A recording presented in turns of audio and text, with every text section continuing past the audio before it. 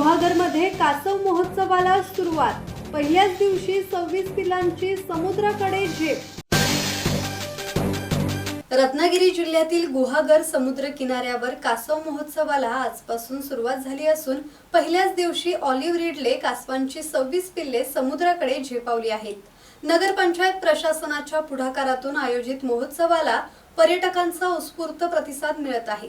रत्नागिरी जिल्ह्यातील गुहागर समुद्र किनाऱ्यावर कासव महोत्सवाला आजपासून सुरुवात झाली असून पहिल्याच दिवशी ऑलिव्ह रिडले कासवांची 26 पिल्ले समुद्राकडे झेपावली।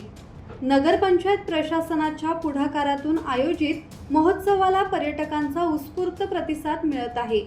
गुहागर येथे कासव संवर्धनाच्या कार्यात सातत्याने प्रयत्न होत असून ऑलिव्ह रिडले कासवांच्या अंड्यांचे संरक्षण करण्यात परिसर राज्यात अग्रेसर ठरत आहे।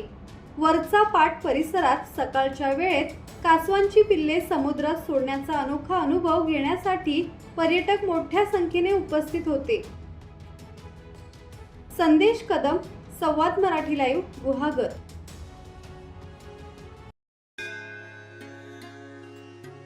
श्री गणपती संस्थान महड, तालुका खालापूर, जिल्हा रायगड।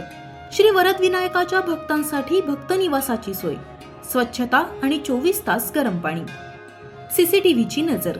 आगाऊ नोंदणीसाठी संपर्क करा 02192 26 69 12 72 76 47 38 54।